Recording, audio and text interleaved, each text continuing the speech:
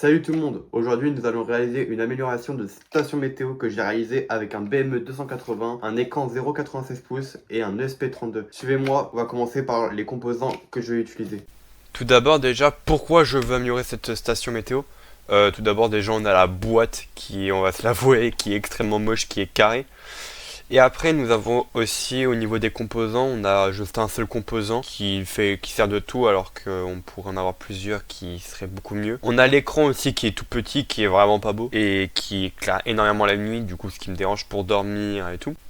On a le problème aussi que ça soit très encombrant, que la boîte soit extrêmement grosse, ce qui est très compliqué pour s'en servir, pour le poser. On a aussi le fait que ça soit pas sur batterie, donc on est toujours obligé d'avoir une source d'électricité à côté pour l'alimenter, pour s'en servir, ce qui est très contraignant. Les soudures aussi qui sont pas extrêmement belles, c'était le tout premier projet que j'ai réalisé, du coup c'était avec ce que j'avais à la maison, c'était un pistolet à soudure que j'avais. Comme amélioration, on aura donc une batterie pour qu'il fonctionne sur batterie, un PCB car mon installation était sur une plaque de prototypage, de meilleurs composants, quelque chose de plus compact, un meilleur écran car là il était très petit et donc ça sera tout pour les améliorations et là cette fois on va pouvoir passer aux composants. Donc pour commencer, le premier composant qu'on va utiliser ça va être le microcontrôleur et on va partir sur un ESP32 C3 Super Mini. C'est un petit contrôleur tout petit qui a de la Wi-Fi, qui a aussi le Bluetooth si on veut et qui a assez de pins pour accueillir tout ce qu'on veut. Comme deuxième composant, nous avons le BME280 qui est un capteur de température, d'humidité de l'air et de pression atmosphérique. Comme troisième composant, nous allons utiliser le SGP40 qui est un capteur de gaz de la qualité de l'air et ensuite comme avant-dernier composant, on va utiliser le BH1750 qui est un capteur lumineux. Vous comprendrez pourquoi on en a besoin dans la suite de la vidéo. Et j'ai failli oublier, nous allons aussi utiliser une batterie de 3,7 volts. Pour afficher toutes ces données des capteurs, nous allons utiliser un écran de 1,9 pouces qui va nous permettre donc d'afficher toutes les données des capteurs ainsi que d'autres informations comme l'heure si on le veut ou quoi. Pour connecter l'écran ainsi que le capteur de lumière, nous allons utiliser des connecteurs JST de 2 mm, un en 8 pins pour l'écran et un en 5 pins pour le capteur. Pour les deux derniers composants, on utilisera un module de charge pour la batterie lithium ainsi qu'un module de la régulation de la tension à 3,3 volts qui permettra que si la batterie chute un peu trop, on pourra toujours avoir 3,3 volts et donc pouvoir tout alimenter correctement. Donc maintenant que la liste des composants a été faite, je vais pouvoir tout commander sur AliExpress et vous montrer ça dès que j'ai tout reçu. Bon, petit problème, j'ai tout perdu. Je n'ai plus la vidéo de l'ouverture. Du coup, vous allez devoir vous en passer, je suis désolé. Mais c'est pas trop grave parce que il y aura des trucs à modifier. Et heureusement pour vous, la perte de la vidéo n'est pas très grave. Pour la suite de la vidéo, vous comprendrez plus tard. Tout d'abord, avant de passer au câblage de notre station météo, nous allons passer par la schématisation. Elle va nous servir à mieux nous repérer, donc savoir à quel pin va sur quel pin de l'ESP, ainsi de suite. Je vais vous montrer ça donc tout de suite. Donc voilà le schéma que j'ai réalisé. Je vais vous montrer bloc par bloc les parties une par une et vous donc voilà la partie capteur de mon schéma. Donc excusez-moi de la qualité, elle est vraiment abominable, mais j'ai fait comme j'ai pu. Donc chaque capteur sera en communication I2C relié sur le pin SDA et SCL du microcontrôleur, donc l'ESP. Tous les capteurs vont être alimentés en 3,3 volts et après il y a le pin GND qui est à la masse, qui vont être aussi reliés à l'ESP. Donc voilà la partie écran. L'écran, contrairement au capteur, lui va fonctionner avec la communication SPI, qui est une autre type de communication que l'I2C. Donc vous avez tous les branchements de l'écran qui sont affichés à l'écran, qui seront reliés au pin de l'ESP32. Comme pour les capteurs, attention, ça va pas être les mêmes pins que ceux du SDA et SL de l'I2C, ça va être de nouveau. Donc voilà la partie alimentation de ma petite station. Donc voilà la partie alimentation de ma station météo. Donc ici, tout d'abord, nous avons le module de charge qui est relié au pin de plus de la batterie et aussi au GND. Nous avons aussi le petit interrupteur. Nous avons aussi deux résistances de 100K. Bon, ça là vous n'êtes pas obligé de les mettre, je les ai mis pour une seule raison parce que donc on a aussi deux résistances de 100K. Bon, ça là vous n'êtes pas obligé, je les mets parce que je vais avoir une option dans ma station qui permettra d'afficher la batterie, sauf que il faut mettre deux résistances de 100K. Il faut faire un pont diviseur de tension parce qu'on va directement mettre le 3 volts dans un GPIO, sauf que si tu mets directement le pin plus de la batterie, ça va faire griller ton contrôleur. Donc après on a le module de régulation de la tension qui est juste là, qui va permettre de sortir en 3 volts. Et du coup c'est tout pour la partie alimentation. Donc voici la partie microcontrôleur MC pour abréger. Donc vous avez là où sont reliés tous les pins. Donc vous pouvez voir qu'on va pas alimenter l'ESP par un câble USB-C mais par le 3 volts de la batterie. C'est pour ça qu'on met une batterie dans tous les cas. Donc voilà, c'est tout pour la partie schématisation. Donc voici le prototype de la station météo. Bon là vous voyez tout est beau, tout est propre, mais il n'y a pas eu un prototype, ni deux. Il y en a eu au moins 3 ou 4, voire 5, si on compte les ESP. Parce qu'il faut savoir qu'en gros, là, c'est ceux-là, je les avais commencés. On peut voir c'était avec les petits ESP, du coup les C3 mini que j'avais commencé à prévoir. Ça n'a pas marché, que ce soit lui ou lui. Du coup, j'en ai eu marre. J'ai décidé, on va le mettre sur breadboard. Et ben ça n'a pas non plus marché. Du coup, il me restait un autre ESP qui était, tac, celui-là. Du coup, c'est le l'Olin 32 Lite. Voilà, c'est celui-là. Et tout comme l'autre ESP, du coup le 32, le C3 plutôt, excusez-moi, un ESP. Genre, sauf que lui il est plus gros, du coup il est plus compliqué. Mais avec celui-là, ça marche. Du coup, j'ai pu voir que ça marchait. Je suis content, mais du coup le projet on va le réaliser avec celui-là. Et non avec le C3 mini. Parce que le C3 mini il marche pas, du coup. Mais bon, pas grave. Donc, pour vous expliquer, parce qu'il y a quand même 2-3 trucs qui ont changé. Du coup, là, ça j'ai pu réaliser ça au lycée, du coup, avec une machine à prototypage qu'on a au lycée. Donc je vous mettrai des vidéos par-ci par-là et quelques photos parce que j'ai pu en faire. Donc dans cette partie, je vais vous montrer comment j'ai réalisé le PCB de prototypage que j'ai fait en classe. Tout d'abord, on doit poser une plaque en bois sur la machine et elle va palper la carte. C'est pour prendre la hauteur de la carte pour éviter qu'elle ait des problèmes de piste et donc qu'elle fasse n'importe quoi. La prochaine étape après le palpage de la carte, c'est le perçage des trous. Donc comment ça marche? On a différents forets de perçage de 0,3 mm à 1,6 mm. On va installer le foret souhaité sur la machine, sur sa petite perceuse. Et ça va percer les trous là où on lui a dit de percer. Du coup, ça va les percer. Et après, nous pourrons poser nos composants un par un là où on le souhaite. Donc, après avoir percé les pistes, on va poser une encre conductrice. Donc, la machine, on a une encre conductrice. Donc, c'est une encre qui conduit l'électricité. Me demandez pas ce que c'est, hein, je sais pas. Je suis pas physicien, moi, j'aime bien l'électronique, c'est tout. Croyez pas, je ne sais pas ce qu'il y a dedans. Mais bref, donc c'est une encre qui a conduit l'électricité, elle est posée automatiquement par la machine, toute seule. Du coup, c'est génial. Et voilà, il y en a d'autres à dire. Donc voilà le résultat final de la carte, une fois qu'il y a toutes les pistes qui ont été posées. Et donc, après que c'est fini, la partie la plus chiante, nettoyer. Mais bah oui. Parce qu'en gros, vu que l'encre, elle est un peu, comment dire, elle est pas fluide, elle est un peu laxe et tout. Enfin, il laxe, mais non, mais oh là là. Elle est un peu, je sais pas comment dire, mais elle est un peu. Bah, du coup, on doit nettoyer les pistes et éviter les courts-circuits. Donc, on va prendre un scalpel.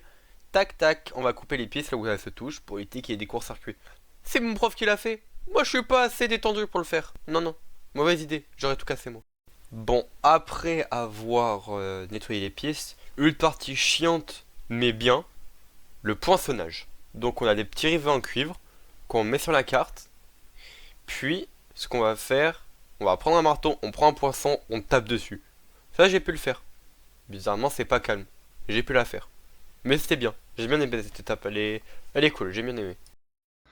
Donc ça, comment ça marche? Donc, c'est un circuit imprimé, hein, voilà. Rien de plus compliqué, rien de plus facile.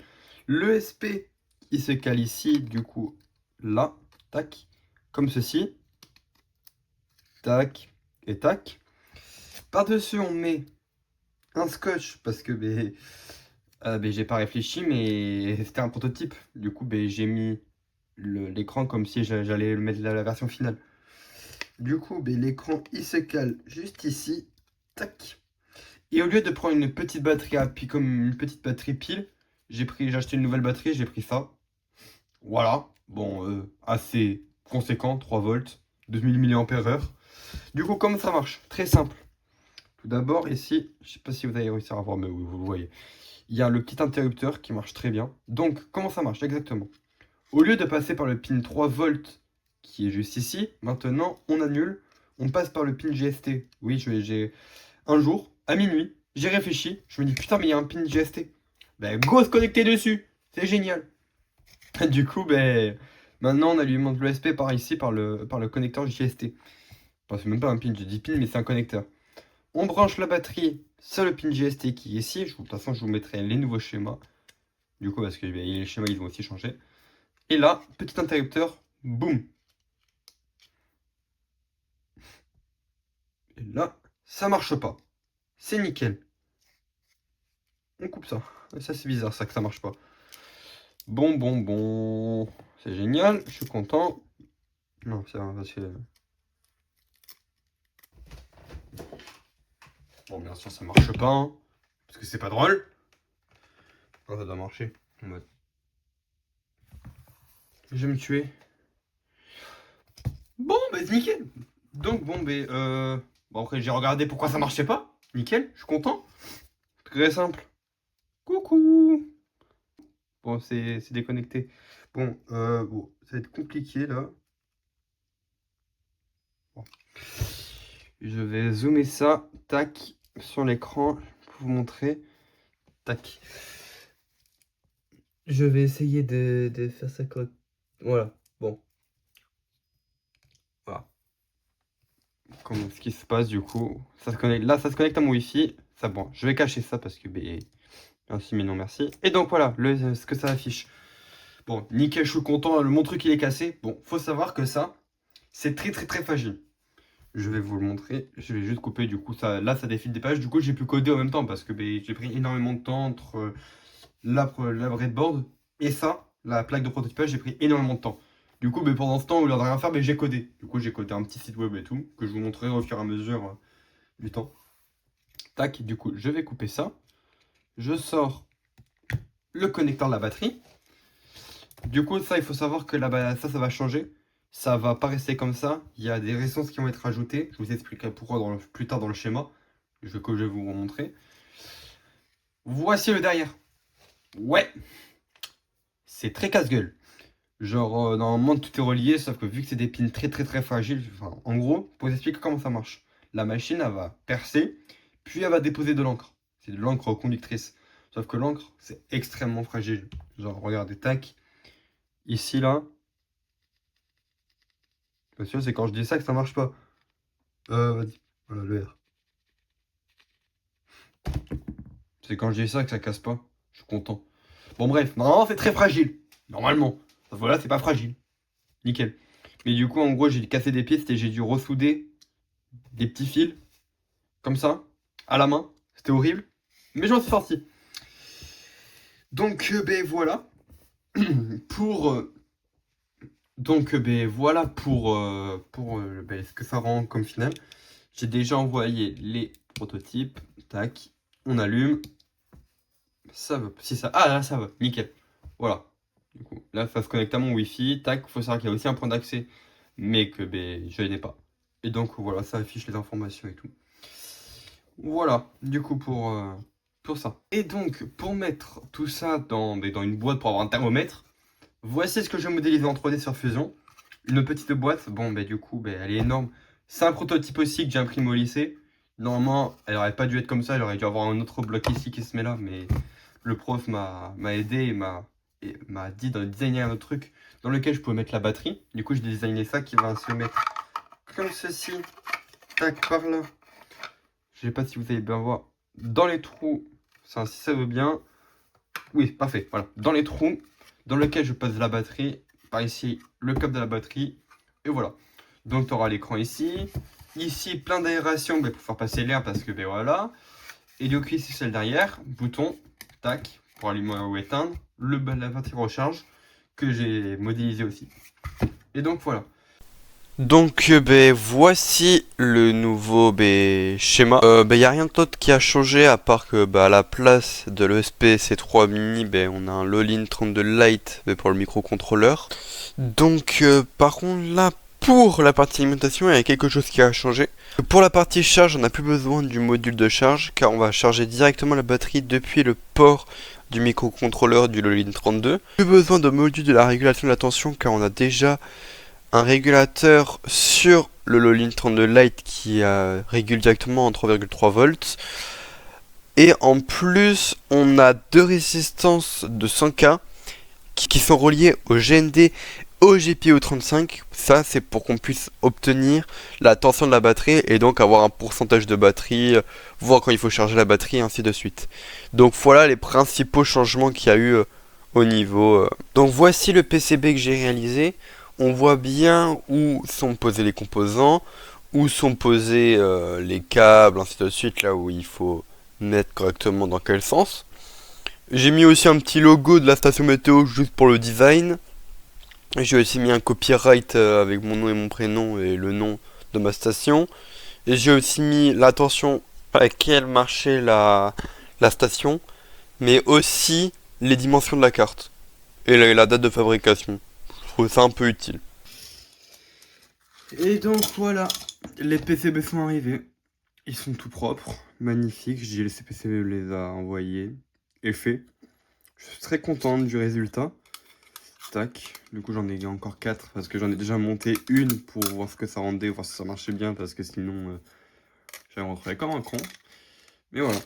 Et du coup, voici le résultat final. Donc avec l'écran qui est là, le PCB avec tous les composants montés. Le socle de la batterie du coup qui se met là. Tac, comme ceci. Tac, faut juste que je trouve le bon endroit. Tac. Voilà. Nickel. Si ça va bien. Voilà. Tac. Et du coup,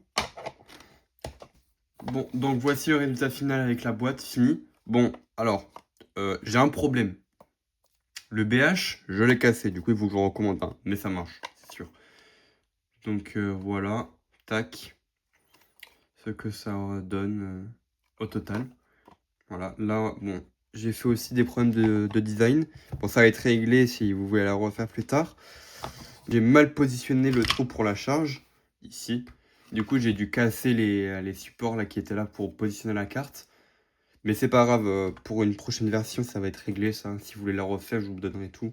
Tout va être réglé. Bon, du coup, il me reste 4 cartes, 4 PCB, que je pourrais vous vendre si vous voulez. Genre, je les mettrai sur mon Vinted et il y aura plusieurs options si vous voulez juste la boîte ou juste les PCB où vous commandez vos composants, ainsi de suite. Si vous voulez le thermomètre complet, il y aura plusieurs gammes de prix pour les personnes, ceux qui veulent en faire ou quoi. Et donc voilà, la boîte est... Le thermomètre est donc fini, pas la boîte, non, voilà, c'est le thermomètre. Il est fini, j'ai enfin fini ce projet. Pour débriefer, ben, j'ai beaucoup aimé faire ce projet, j'ai appris de nouvelles connaissances, j'ai pu faire des choses que j'aimais beaucoup. Et voilà, donc ben, le thermomètre marche aussi très bien, j'en suis très content. Et voici, du coup si vous voulez le refaire, je pourrais vous donner les PCB. Si vous n'avez pas à en commander ou quoi, vous pourrez juste prendre les miens, que je mettrai sur mon Vinted. Et donc, ben voilà, c'est enfin fini. Mon projet est fini. J'espère que la vidéo vous aura plu. Donnez-moi des conseils si vous avez des conseils à me donner aussi. Parce que ben, c'est ma première vidéo. Peut-être qu'il y en aura d'autres, peut-être pas, on verra sur d'autres projets. Peut-être une nouvelle station, encore une fois, on sait pas. Et donc, ben, merci d'avoir regardé la vidéo. N'hésitez pas à vous abonner, liker, à commenter des conseils si vous en avez. Et voilà, c'était tout pour moi. Au revoir.